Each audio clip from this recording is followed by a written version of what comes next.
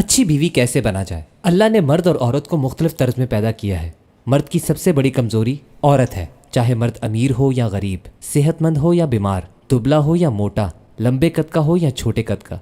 इससे कोई फ़र्क नहीं पड़ता कि वो क्या ज़ुबान बोलता है और कौन से रहन सहन से ताल्लुक़ रखता है। सबकी एक ही कमज़ोरी है, औरत। और अक्सरियत में ख़वातीन को अल्लाह ताला ने हकीकत का शऊर ही नहीं दिया और उनको अंदाज़ा ही नहीं है कि ये कितना नुकसानदेह हो जाता है। तो जब ये आयत नाजिल हुई कि अपनी निगाहें नीची रखो, तो बहुत सी औरतों के जहन में सवाल उठा कि ये क्या बात हुई, इसमें क्या बात है कि अगर मर्द हमें देख लें। और जब बताया जाए कि आप नहीं समझेंगी तो बहस करेंगी कि क्यों नहीं समझेंगी। मेरी आंखें जैसे तुम्हारी आंखें हैं, जैसे मैं देखती हूँ और समझती हूँ वैसे तुम भी करते हो। लेकिन उनको अंदाज़ा नहीं कि अल्लाह ने जिनसी ख्वाहिश जो मर्द में रखी है वो इतनी कवी और ज़्यादा है कि उसे अल्लाह ने सूरह आले इमरान में मर्द की सबसे बड़ी ख्वाहिश कहा है कि औरत को मर्द की ख्वाहिश के एतबार से पैदा किया है। मोहम्मद सल्लल्लाहु अलैहि वसल्लम ने इस उम्मत के लिए औरत को सबसे बड़ा फितना करार दिया है, इसलिए ये एक बहुत संजीदा मसला है। तो अगर बीवी इस बात को समझ जाए तो बजाय इसके कि वो अपने शौहर से नाराज़ हो कि वो बहुत कमज़ोर नफ्स का है, बल्कि वो इस बात को समझे कि अल्लाह ने मर्द को बनाया ही ऐसा है। इसलिए बीवी का किरदार अपने शौहर की इस मामले में मदद करना है ताकि वो मजबूत हो सके, और ये वो उसको हर वक्त लेक्चर देकर नहीं कर सकती। एक और मामला है जिसे समझना औरत के लिए बहुत ज़रूरी है। उसका शौहर दफ्तर जाता है, वो सफ़र करता है। इस दौरान वो ऐसी ऐसी ख़वातीन को देखता है कि जिन्होंने बहुत ही दिलकश लिबास पहना हुआ होता है। वो लोगों से मुस्कुरा मुस्कुरा कर मिल रही होती हैं और दरअसल आजकल ख़वातीन इसी वजह से मुअज़्ज़िज़ समझी जाती हैं। वो अपनी राय और अकल के बुनियाद पर आजकल मुअज़्ज़िज़ नहीं हैं, बल्कि इसलिए कि वो मर्दों को ज़्यादा से ज़्यादा अच्छा देखें, क्योंकि लोग जब उनको उनके लिबास की वजह से देखते हैं तो वो यही समझती हैं कि वो बहुत मुअज़्ज़िज़ हैं, कि लिबास और दिखावे की वजह से ही लोग उन्हें देख रहे हैं।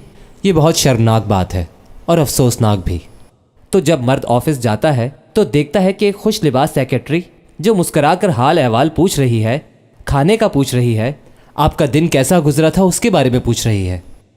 उसके बाद फिर आप रास्ते में इसी तरह के और मनाजिर देखते हैं और घर पहुंच जाते हैं और दरवाज़ा खोलते ही सवाल आता है, कहाँ थे तुम? आप कहते हैं सफ़र में देर हो गई, और हर दफ़ा तुम्हें सफ़र में ही देर हो जाती है। ट्रेन लेट हो गई थी। ये एक दिन या 2 दिन हो तो चलता है, लेकिन ऐसे करते कई साल हो गए, 10 से 12 साल। तो क्या होगा? शौहर अपनी बीवी से बददिल हो जाएगा, चाहे वो उसको जाहिर करे या ना करे, बददिली बढ़ती जाएगी। इसकी बहुत ही सादा सी मिसाल आप सल्लल्लाहु अलैहि वसल्लम ने दी है कि औरत को मुस्कुराना चाहिए जब शौहर घर वापस आए। ये बहुत बड़ी बात है।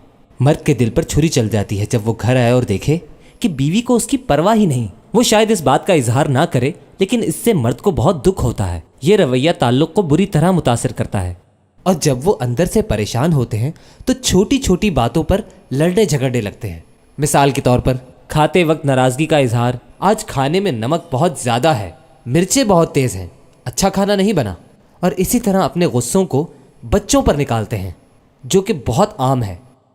लेकिन अगर आपके घर आते ही बीवी मुस्कुरा दे, जिसमें किसी किस्म की कोई मेहनत भी नहीं होती, तो पूरा दिन अच्छा गुजरता है, उसका मिजाज अच्छा हो जाता है, वो उससे बातें करने लगता है, वरना तो बात ही नहीं करना चाहता।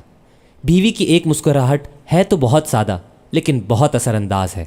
अगर ऐसी चीज़ों की तरफ हम नहीं आएंगे तो बददिली बढ़ती जाएगी और मामला यहाँ तक पहुँच जाएगा कि शौहर बीवी को देखना भी पसंद नहीं करेगा। तो दोनों को अपने अपने हिस्से का काम करना चाहिए और एक दूसरे का ख्याल रखना चाहिए, और दूसरे का इंतज़ार करने के बजाय खुद से पहल करनी चाहिए। अपने ख्याल करने को जाहिर करना चाहिए कि आपको एक दूसरे की परवाह है।